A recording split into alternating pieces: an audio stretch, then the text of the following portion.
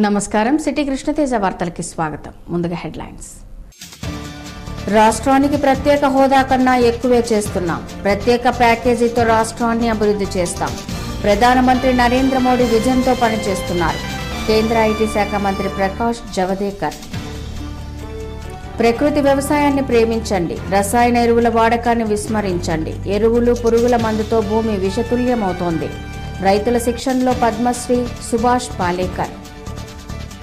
గత ప్రభుత్వాల అమరవీరుల త్యాగాలను విస్మరించింది. ఎర్రచందనం పరిరక్షణకు ఉద్యోగులే కీలకం. అమరవీరుల కుటుంబాలను ఆదుకుంటాం. రాష్ట్ర మంత్రి బొజ్జల గోపాలకృష్ణారెడ్డి. జగతికి రథసారథులు సూర్యచంద్రులు. టీడీపీకి రథసారథులు కార్మిక కర్షకులు. కార్మిక లోకం సంక్షేమం కోసం చంద్రబాబు అహర్నిశలు కృషి చేస్తున్నారు. టీడీపీ వైద్య విభాగం జిల్లా అధ్యక్షురాలు డాక్టర్ సుధారాణి. ఉమ్మడి రాష్ట్రంలో ఎంతో దగాపడ్డాం. రాష్ట్రం విడిపోయి కూడా అన్యాయంకు బలవుతున్నాం. రాయలసీమ గురించి పాలకులు పట్టించుకోవడం లేదు. రాయలసీమ సాధన సమితి కన్వీనర్ దశరథ రామిరెడ్డి. ఆంధ్రప్రదేశ్కు స్పెషల్ స్టేటస్ కన్నా ఎక్కువగా నిధులు కేటాయించి అభివృద్ధికి సహకరిస్తున్నామని కేంద్ర మంత్రి ప్రకాష్ జవదేకర్ అన్నారు. విద్యాభివృద్ధికి ప్రత్యేక చర్యలు తీసుకుంటున్నామని చెప్పారు. 14వ ఫైనాన్స్ నివేదిక ప్రకారం ప్రత్యేక హోదా ఇవ్వలేని పరిస్థితి కలిగిందని అన్నారు. కడప జిల్లా పర్యటన కోసం విచ్చేసిన కేంద్ర ఐటీ శాఖ మంత్రి ప్రకాష్ జవదేకర్ శనివారం రాత్రి తిరుమలకు చేరుకున్నారు. ఆదివారం ఉదయం తిరుమల శ్రీవారిని దర్శించుకున్నారు. రేణుగుంట రోడ్డులోని ఐఐటిని సందర్శించారు. ఆయనకు ఘనంగా స్వాగతం పలికారు.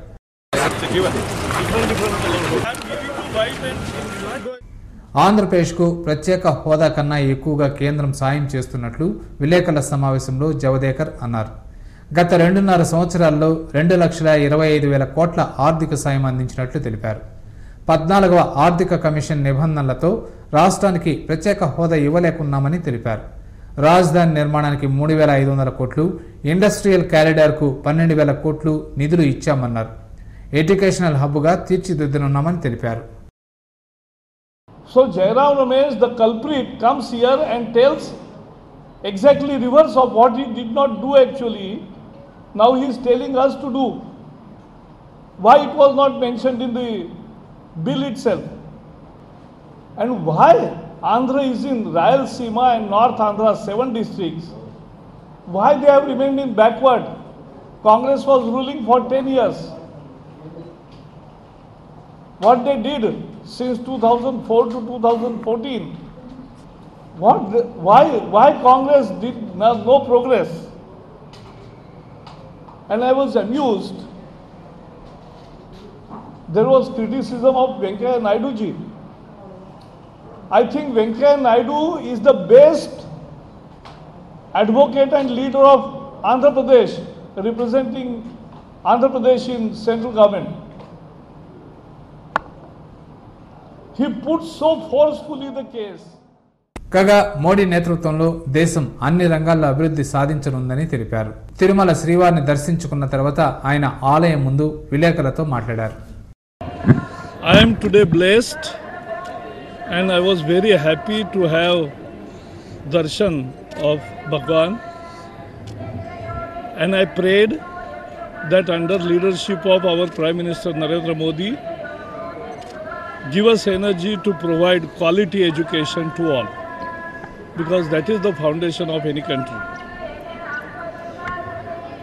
आज मैंने भगवान का दर्शन का लाभ मुझे मिला, बहुत प्रसन्नता हुई और मैंने प्रार्थना की कि भारत के प्रधानमंत्री नरेंद्र मोदी जी के नेतृत्व में हमें ऐसी ऊर्जा प्रदान करे कि भारतवर्ष के सभी लोगों को अच्छी शिक्षा दे सके, क्योंकि अच्छी शिक्षा ही विकसित भारत की बुनियाद होती है.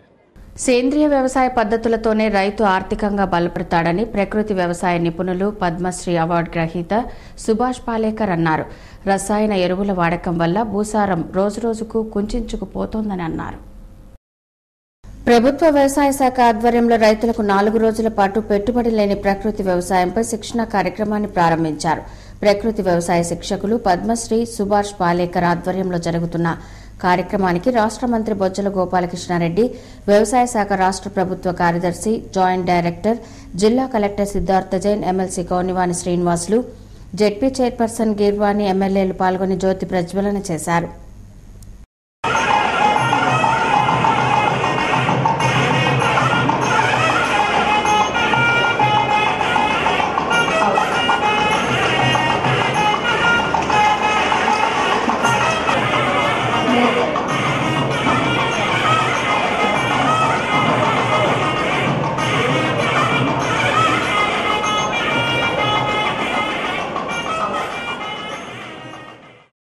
రైతుల అధిక ఉత్పత్తి కోసం విచక్షణారహితంగా పురుగుల మందులు, ఎరువులు వాడకం వల్ల గాలి, నీరు, భూమి కలుషితమై ఆహారం కూడా కలుషితమైందని అన్నారు. ఒకవైపు భూసారం క్షీణించి ఉత్పాదకత పడిపోతుంటే మరోవైపు ఆహార పదార్థాల్లో రసాయనాలు అధికమై అనారోగ్యం ఎక్కువవుతోందని అన్నారు. వీటిని రైతులు విస్మరించి పురాతన పద్ధతులు, సేంద్రియ ఎరువులు వాడి మంచి ఉత్పత్తి సాధించాలని అన్నారు. అక్కడ చివరి రోజు ఒక విశ్వవిద్యాలయం ఉపకులపతి అయినటువంటి విజయ్ కుమార్ ఠాకూర్ అన్న వారిని నేను నేరుగా అడిగాను, మీరు ఒక్క ప్రశ్నకు సమాధానం చెప్పండి, ఈ రసాయన వ్యవసాయ విధానం వల్ల భూసారం తగ్గుతుందా పెరుగుతుందా? దీనికి ఆయన ఇచ్చిన సమాధానం రసాయన వ్యవసాయ విధానం వల్ల భూసారం తగ్గుతుంది అని. రసాయన ఎరువులని నిరంతరం వాడుతూ ఉండడం వల్ల, అలాగే క్రిమి సంహారకాలు, కీటనాశనలను నిరంతరం వాడుతూ ఉండడం వల్ల భూసారం తగ్గుతుందా పెరుగుతుందా? దీనికి ఆయన సమాధానం నిరంతరం తగ్గుతుందనే మళ్ళీ నేను తిరిగి ప్రశ్నించాను. మరి అటువంటప్పుడు ఎందుకు ఇటువంటి వ్యవసాయ విధానాన్ని ప్రోత్సహించడం? అనంతరం జిల్లా కలెక్టర్ సిద్ధార్థ జైన్ మాట్లాడుతూ యువత ఆధునిక వ్యవసాయం గురించి ఆలోచించక సేంద్రియ వ్యవసాయంపై దృష్టి సారించాలని అన్నారు.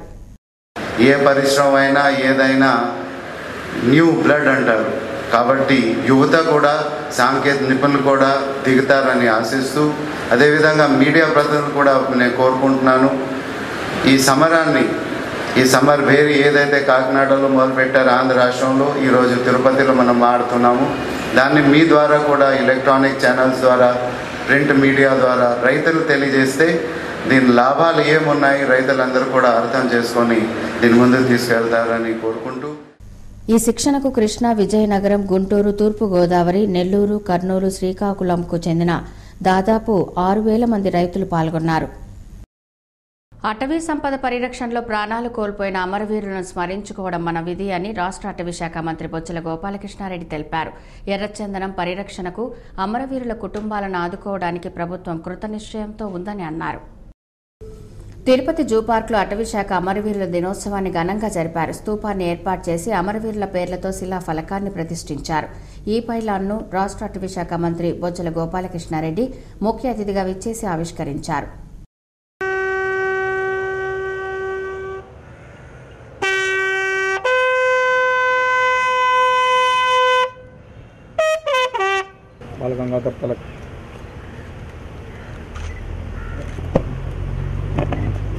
బస్సు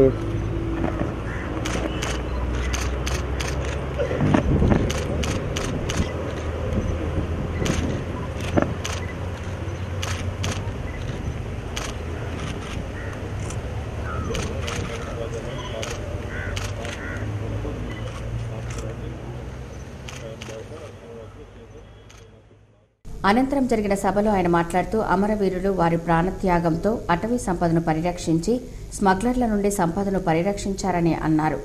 వారిని గత కాంగ్రెస్ పాలకులు పట్టించుకోలేదని విమర్శించారు. ఈరోజు కూడా గవర్నమెంట్ ఆఫ్ ఇండియా నిర్వహిస్తారు, సంతోషం. రాష్ట్ర ప్రభుత్వం ఇన్నాళ్ళకన్నా వాళ్ళు కొన్ని తెలిసి వచ్చిందానికి సంతోషిస్తున్నాం. వాళ్ళు 10 ఏళ్ళు మర్చిపోయారు, వాళ్ళు ఎప్పుడు మర్చిపోయారు, ఇప్పుడు కొత్తగా పెట్టారు ఇది. సో వీ హ్యావ్ టు వాళ్ళు థింక్ వాళ్ళ జీవితాలు త్యాగం చేసినటువంటి మహాపురుషుల్ని తలుచుకోవాల్సిన అవసరం ఉంది. తలుచుకునేసి వాళ్ళకు నోరు లేనటువంటి జీవాలు కానీ, అదేవిధంగా చెట్లు కానీ, నోరు లేని చెట్లు కానీ వాళ్ళు కాపాడేదానికి సిద్ధపడి ప్రాణత్యాగం చేశారు. వాళ్ళ సొంత ప్రాణాలు వదులుకున్నారు. ఆ విధంగా అటువంటి వాళ్లకు ఈరోజు పరమతించారు. బట్ దీనికైనా కూడా కొంతమంది ప్రాణాలు చచ్చిపోయినందుకు వదిలేసినారు, స్మగ్లర్స్ కూడా అటాక్ చేసి. అటువంటి వాళ్ళని కూడా మనం స్మరించుకోవాల్సిన అవసరం ఉంది, వాళ్ళని సన్మానించుకోవాల్సిన అవసరం ఉంది. అది సన్మానించుకుంటామని చెప్పి తెలియపరుచుకుంటున్నాం. అది నేను పీసీఎఫ్గా చెప్తాను. అటవీ శాఖ ముఖ్య అధికారి మాట్లాడుతూ అటవీ శాఖలో కొన్ని సమస్యలు ఉన్నాయని వాటి పరిష్కారానికి ప్రభుత్వం కృషి చేస్తోందని తెలిపారు. ఈ రోజు మనకు చాలా ప్రాబ్లమ్స్ ఉన్నాయి. మనం రాష్ట్ర ప్రభుత్వం అంతా చాలా చర్యలు తీసుకుంటున్నాము.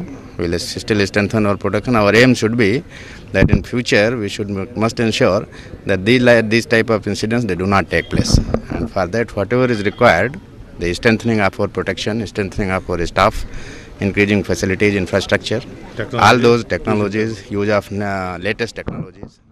ఎర్రచదనం స్మగ్లింగ్ నిరోధానికి రాష్ట్ర ప్రభుత్వం అనేక చర్యలు తీసుకుంటోందని ఎమ్మెల్సీ గౌనివాని శ్రీనివాసులు తెలిపారు. కెమెరాలతో నిరంతరం నిఘా ఏర్పాటు చేస్తున్నారని చెప్పారు. అన్నిటినీ కూడా ఎక్కడ ఏం జరుగుతుందో తెలుసుకోవాలని, అట్లా ఫారెస్ట్ ఏరియాలో కూడా అటువంటివన్నీ కూడా పెట్టి ఎక్కడ కానీ పొరపాట్లు జరగకుండా చూసుకోవడమే కాకుండా ఇటువంటి మరణాలు కూడా జరగకుండా, ఎందుకంటే వాళ్ళు దేశాన్ని రక్షించడానికి, వృక్షాలు రక్షించడానికి, జంతువులను రక్షించడానికి ఉన్నటువంటి వ్యక్తులు చనిపోవడం అనేది చాలా బాధాకరమైనటువంటి విషయం. వారి కుటుంబ సభ్యులకి మేము సానుభూతి తెలియజేస్తూ మరణించిన వారికి ఆత్మశాంతి కలగాలని కూడా భగవంతుని ప్రార్థిస్తూ ఈ కార్యక్రమంలో అటవీ శాఖ సిబ్బంది పాల్గొన్నారు. జగతికి సూర్యచంద్రులు రథసారథులైతే టీడీపీకి కార్మిక కర్షకులు రథసారథులని టీడీపీ వైద్య విభాగం జిల్లా అధ్యక్షులు డాక్టర్ సుధారాణి అన్నారు. రాష్ట్రం అభివృద్ధి కోసం ముఖ్యమంత్రి రోజుకు 18 గంటలు కృషి చేస్తున్నారని తెలిపారు. చిత్తూరులో టీఎన్టీయూసీ విజయోత్సవ సభ జరిగింది. రాష్ట్ర టీఎన్టీయూసీ కన్వీనర్ రామ్మోహన్ రావు నేతృత్వంలో జరిగిన కార్యక్రమానికి డాక్టర్ సుధారాణి హాజరయ్యారు. టీడీపీకి కార్మికులు కర్షకులతో అనుబంధం మరువలేనిదని ఆమె అన్నారు. టీడీపీ జెండాలోనూ అజెండాలోనూ కార్మికులదే ప్రాధాన్యతని డాక్టర్ సుధారాణి అన్నారు. రాష్ట్రం విడిపోయిన తర్వాత ముఖ్యమంత్రి చంద్రబాబు మొదటి శ్రామికుడిగా రాష్ట్రం కోసం రోజుకు 18 గంటలు కష్టపడుతున్నారని చెప్పారు. ఇలాంటి పరిస్థితుల్లో కూడా కార్మికుల సంక్షేమం కోసం కృషి చేస్తున్నారని తెలిపారు. ప్రతిరోజు అందరి గురించి ఆలోచించడమే ఒక ధ్యేయంగా వెళ్తున్న అటువంటి మహానుభావునికి టీఎన్టీయూసీ మేము వెనక మేమున్నాము అని ఈరోజు ఇందాక సార్ తెలియజెప్పడం నిజంగా కూడా we all feel very proud of you sir. ఇప్పుడున్న రాష్ట్రం ఇప్పుడున్న ఇబ్బందుల్లో అటువంటి భరోసా, అటువంటి ఒక ధైర్యం ఒకరు ఇవ్వడం కూడా చాలా అవసరం అనిపిస్తుంది. అన్నిటికన్నా అందరూ కూడా చెప్తున్నామండి, చంద్రన్న బీమా పథకం, అసంఘటిత కార్మికులు వాళ్ళ గురించి ఆలోచన రావడం అనేదే గొప్ప విషయం అండి. అంతేకాకుండా ఆటో వాళ్ళ గురించి, టాక్సీ డ్రైవర్స్ గురించి, భవన నిర్మాణ కార్మికుల గురించి, అంటే ప్రతి ఒక్కరు ఆ రోజు వాళ్ళ కుటుంబం అంతా కూడా వాళ్ళ మీద ఆధారపడి ఉంటుంది. అనుకోకుండా వాళ్ళకి ఏదైనా జరిగితే ఆ కుటుంబం ఎవరికి చెప్పుకోలేక ఎంతో రోడ్డు మీద పడిపోతుంది. సో మీ అందరికీ నేనున్నాను. ఆ రోజు ఓట్లు వేయించుకొని వెళ్ళిపోవడం కాదు, ఈరోజు నన్ను ముఖ్యమంత్రి చేసినందుకు మీ ఇంట్లో మనిషి నేను, మీకు ఏ ఆపద వచ్చినా నేనున్నానని తెలియజేసే అటువంటి గొప్ప మనిషి మనకున్నందుకు గర్వపడాలి. అంతకుముందు టీఎన్టీయూసీ జెండాను ఆవిష్కరించారు. ఆ తర్వాత జరిగిన సమావేశంలో రామ్మోహన్ రావును, నరసింహమూర్తిని సత్కరించారు. ఈ కార్యక్రమంలో రెడ్డప్ప నాయుడు, సుబ్రహ్మణ్యం, మునిరాజా, లక్ష్మీపతి నాయుడు, టీడీపీ నాయకులు దొరబాబు, నాని తదితరులు పాల్గొన్నారు. ప్రత్యేక హోదాను విస్మరించిన కేంద్ర ప్రభుత్వం ప్రత్యేక ప్యాకేజీలో రాయలసీమ ప్రాంతానికి ఎంత కేటాయించారో తేల్చి చెప్పాలని రాయలసీమ సాధన సమితి కన్వీనర్ బొజ్జ దశరథరామిరెడ్డి అన్నారు. రాయలసీమ సాధన సమితి ఆధ్వర్యంలో తిరుపతిలోని ఓ ప్రైవేట్ కళ్యాణ మండపంలో సదస్సు జరిపారు. కన్వీనర్ బొజ్జ దశరథరామిరెడ్డి అధ్యక్షతన జరిగిన సదస్సులో పలు అంశాలపై చర్చించారు. రాష్ట్రాన్ని రెండుగా విభజించిన అప్పటి కేంద్ర ప్రభుత్వం ఇప్పుడు రాష్ట్రం విడిపోయిన తర్వాత కూడా అన్యాయానికి గురవుతోందని దశరథరామిరెడ్డి ఆవేదన వ్యక్తం చేశారు. రాజధాని నిర్మాణం కూడా రాయలసీమలో జరగలేదని అన్నారు. రాయలసీమ త్రాగు, సాగునీటి ప్రాజెక్టుల్లోనూ, పరిశ్రమల్లోనూ, విద్యారంగం, వ్యవసాయంలో వెనుకబడి ఉందని అన్నారు. కేంద్రం ప్రస్తుతం ప్రకటించిన ప్యాకేజీలో 1.5 కోట్ల జనాభా ఉన్న సీమ ప్రాంత ప్రజలకు ఎంత నిధులు కేటాయించారో స్పష్టం చేయాలని అన్నారు. జనాభా దామాషా ప్రకారం నిధులు కేటాయించకపోతే కార్యాచరణ ప్రణాళికలో ముందుకెళ్తామని అన్నారు. ప్రత్యేక హోదా ద్వారానే అంత అభివృద్ధి చెందుతుందన్నట్టుగా రాయలసీమను పట్టించుకున్న సందర్భంలో ప్రజలందరూ కూడా చైతన్యవంతం చేయడానికి ఈ ప్రత్యేక హోదా నేపథ్యంలో రాయలసీమకు జరుగుతున్న అన్యాయం ఏంటి, దీంట్లో ఏం జరుగుతుందన్న దానికి ఈరోజు ఒక డెలిగేట్స్ మీట్ను ఇక్కడ ఏర్పాటు చేయడం జరిగింది. ఈరోజు ప్రత్యేక హోదా ప్యాకేజీకు బదులుగా ప్రత్యేక హోదాకు బదులుగా కేంద్ర ప్రభుత్వం ఇచ్చిన ప్యాకేజీలో కూడా రాయలసీమకు పెడుతున్న పెట్టుబడులు చాలా తక్కువగా ఉన్నాయి. అంటే ఇది ఒక ఇండికేషన్, ప్రత్యేక హోదా వచ్చినప్పటికీ కూడా రాయలసీమకి ఏమీ న్యాయం జరగదని. మీరు ప్రత్యేక హోదా కానీ ప్రత్యేక ప్యాకేజీ కానీ ఏమి ఇచ్చినా కూడా ప్రత్యేకంగా మా జనాభా 1,50,00,000 మంది ఉన్నారు. ఈ 1,50,00,000 మందికి దామాషా ప్రకారము ఏ విధంగా మీరు డబ్బు ఖర్చు పెడతారన్నది స్పష్టంగా ప్రకటించమని చెప్పి ఈ సభాముఖంగా మేము ఈరోజు కోరుకుంటూ ఉన్నాం. ఈ సదస్సులో రమణారెడ్డి, అశోక్, శాంతారెడ్డి తదితరులు పాల్గొన్నారు. రాష్ట్ర స్థాయిలో బదిర ఉద్యోగులు ఎదుర్కొంటున్న సమస్యలను ప్రభుత్వం దృష్టికి తీసుకెళ్లి పరిష్కరించేందుకు కృషి చేస్తున్నామని ఏపీ ఎన్జీఓస్ అసోసియేషన్ నాయకులు అశోక్ బాబు తెలిపారు. ఏపీ ఎన్జీఓస్ అసోసియేషన్ అధ్యక్షులు తిరుచానూరు శ్రీ పద్మావతి అమ్మవారిని దర్శించి మొక్కులు తీర్చుకున్నారు. ఆలయం వద్ద ఆయనకు ఉద్యోగ సంఘం నాయకులు ఆహ్వానం కల్పించి దర్శనం కల్పించారు.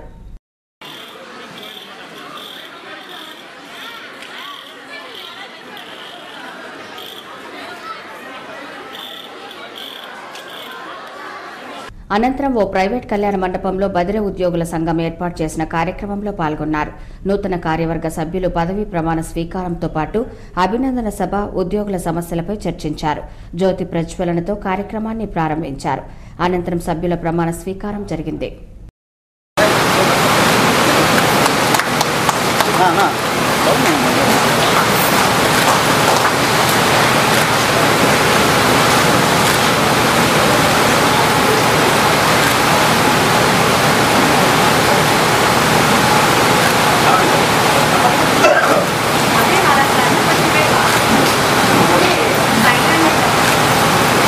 బదిర ఉద్యోగులు ఎదుర్కొంటున్న 20 అంశాలపై అజెండాతో చర్చించామని, వీటిని రాష్ట్ర ప్రభుత్వం దృష్టికి తీసుకెళ్లి పరిష్కరించేలా చర్యలు చేపడతామని అశోక్ బాబు తెలిపారు. నార్మల్గా అన్ని అంగాలు బాగున్న ఉద్యోగస్తులు ఇబ్బంది పడుతుంటే ఫిజికల్గా డిజేబుల్డ్ ఉన్న ఉద్యోగస్తులకు ఇబ్బందులు విడిగా ఉంటాయి. కాబట్టి వీటిని ప్రత్యేకించి ప్రభుత్వం కొంత హ్యూమన్ టచ్ అనేది ఉంచి పరిష్కరించాల్సి భావిస్తుంది. అటువంటి డిమాండ్స్ కానీ ప్రత్యేకించి ట్రాన్స్ఫర్స్ విషయంలో వాళ్ళ కొన్ని వెసులుబాట్లు వీటన్నిటి మీద కూడా సమావేశంలో చర్చించి దానికి కావాల్సిన పరిష్కారాన్ని కూడా నేను ప్రభుత్వాన్ని అడగాలని. ఈ కార్యక్రమంలో కోటేశ్వరరావు, చంద్రశేఖర్ రెడ్డి, కుమార్, మహేష్ ఉద్యోగులు పాల్గొన్నారు. రేణుగుంట జీఎం వీధిలోని గణపతి విగ్రహాన్ని అంగరంగ వైభవంగా ఊరేగించి నిమజ్జనం చేశారు. శ్రీ అభయ గణపతి యూత్ ఆధ్వర్యంలో వినాయక చవితి వేడుకల్లో భాగంగా రేణుగుంట జీఎం వీధిలో ఏర్పాటు చేసిన గణపతి విగ్రహానికి 7 రోజుల పాటు విశేష పూజలు నిర్వహించారు. 7 రోజుల పాటు భక్తులకు అన్నదాన కార్యక్రమాలు, వివిధ సాంస్కృతిక కార్యక్రమాలు నిర్వహించి భక్తులను అలరింపజేశారు. చివరగా ఆదివారం మధ్యాహ్నం భక్తులకు అన్నదాన కార్యక్రమం నిర్వహించారు. అనంతరం సాయంత్రం భారీ గణపతి విగ్రహాన్ని క్రేన్ సాయంతో ట్రాక్టర్పై ఉంచి మేళ తాళాల నడుమ ప్రధాన వీధుల్లో ఊరేగించారు. డప్పుల దరువులకు యువకులు లయబద్దంగా నృత్యాలు చేశారు. అనంతరం రేణుగుంట సీఆర్ఎస్ సమీపంలోని చక్రాల చెరువులో విగ్రహాన్ని నిమజ్జనం చేశారు.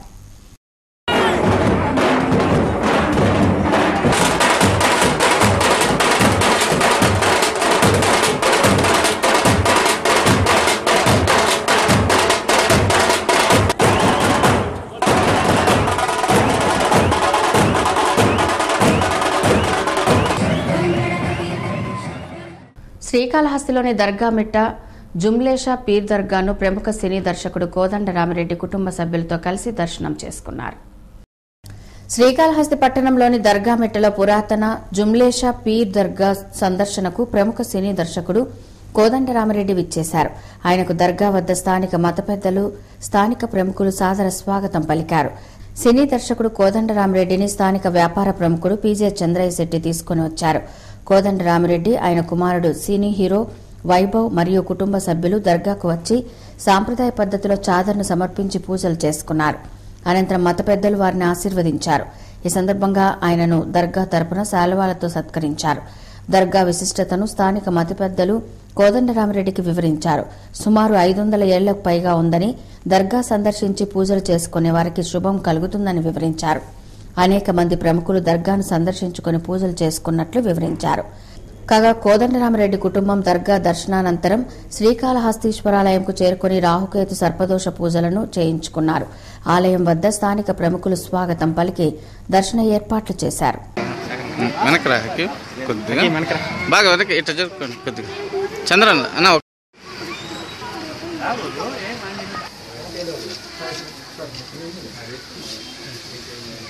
అందరూ రండి, మీరు అందరూ రండి, ఒక చేయి పట్టండి బాబు, రండి దయ ఒక చేయి ఊరికి అట్లా తాగితే సార్.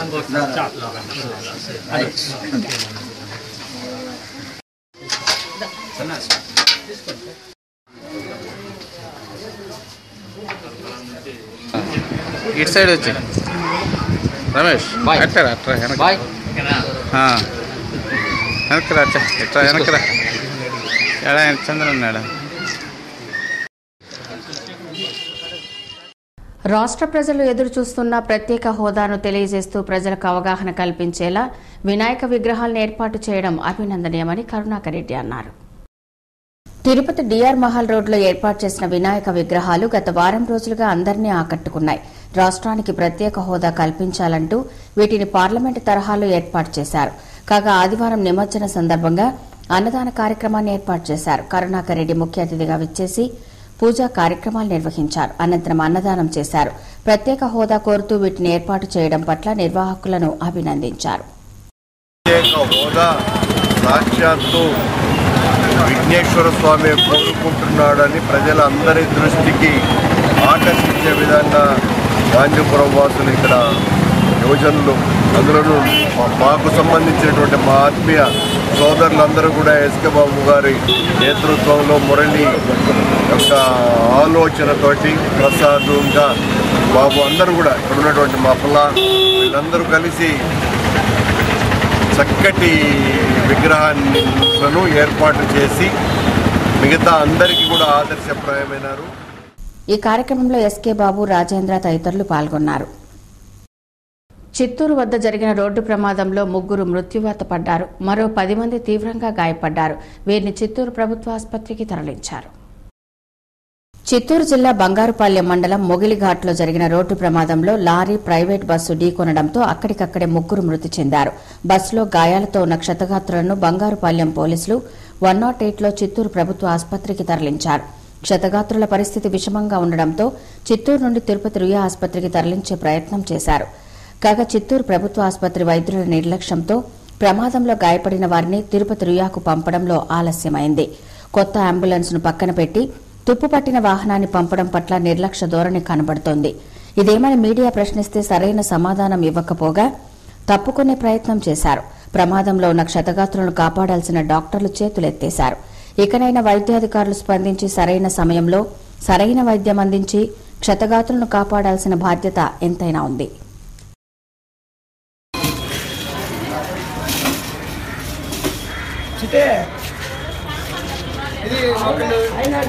లోపల వెళ్ళండి.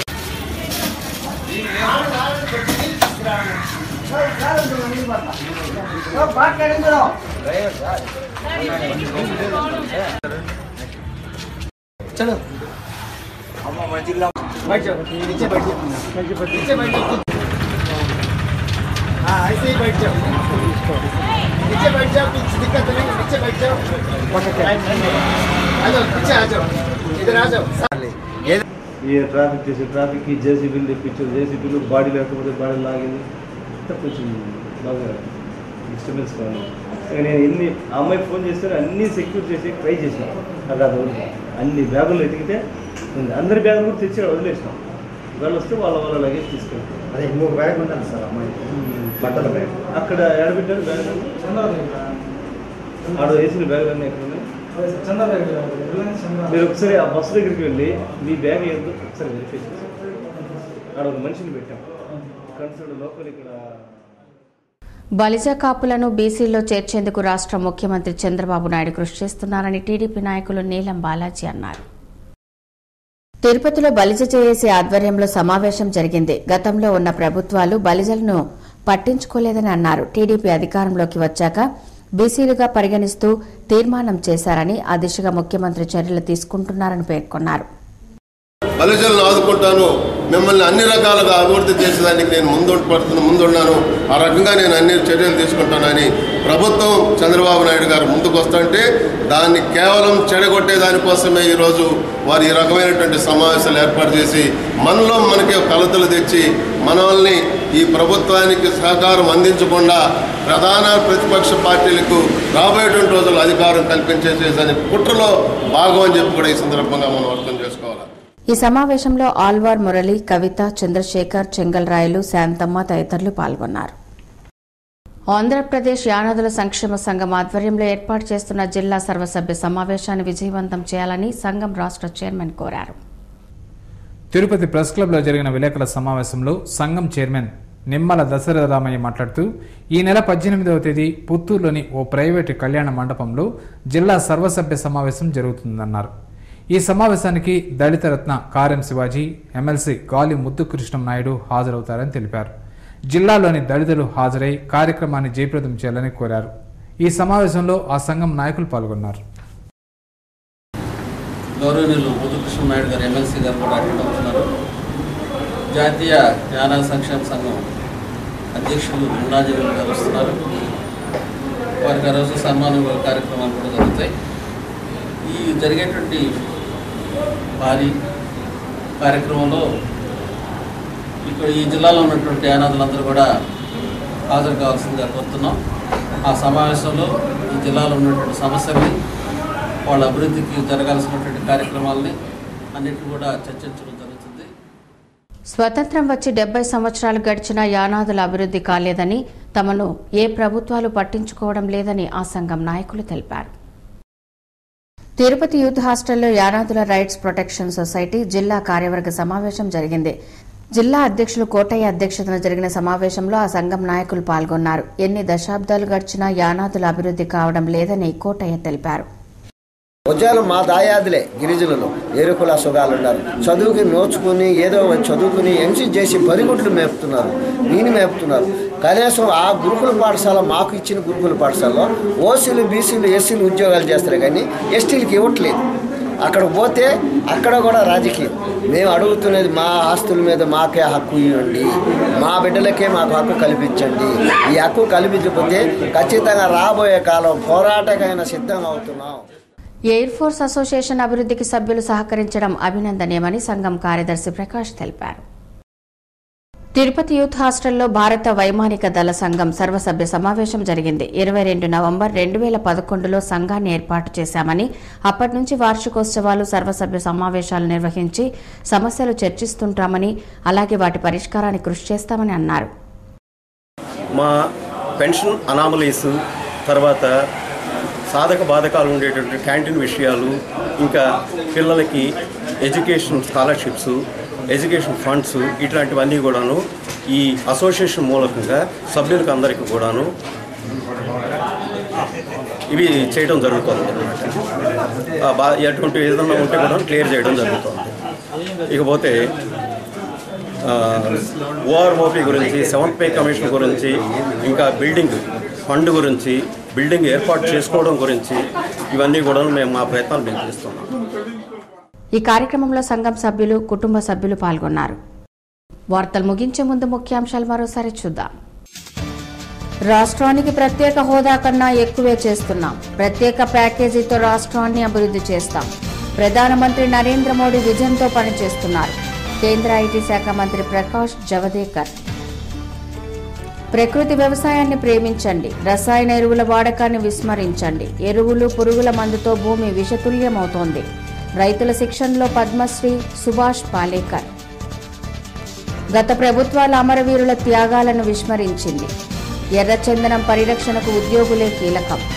అమరవీరుల కుటుంబాలను ఆదుకుంటాం. రాష్ట్ర మంత్రి బొజ్జల గోపాలకృష్ణారెడ్డి. జగతికి రథసారథులు సూర్యచంద్రులు. టీడీపీకి రథసారథులు కార్మిక, కర్షకులు. కార్మిక లోకం సంక్షేమం కోసం చంద్రబాబు అహర్నిశలు కృషి చేస్తున్నారు. టీడీపీ వైద్య విభాగం జిల్లా అధ్యక్షురాలు డాక్టర్ సుధారాణి. ఉమ్మడి రాష్ట్రంలో ఎంతో దగాపడ్డాం. రాష్ట్రం విడిపోయి కూడా అన్యాయంకు బలవుతున్నాం. రాయలసీమ గురించి పాలకులు పట్టించుకోవడం లేదు. రాయలసీమ సాధన సమితి కన్వీనర్ దశరథ రామిరెడ్డి. ఈ వార్తలు ఇంతటితో సమాప్తం. నమస్కారం.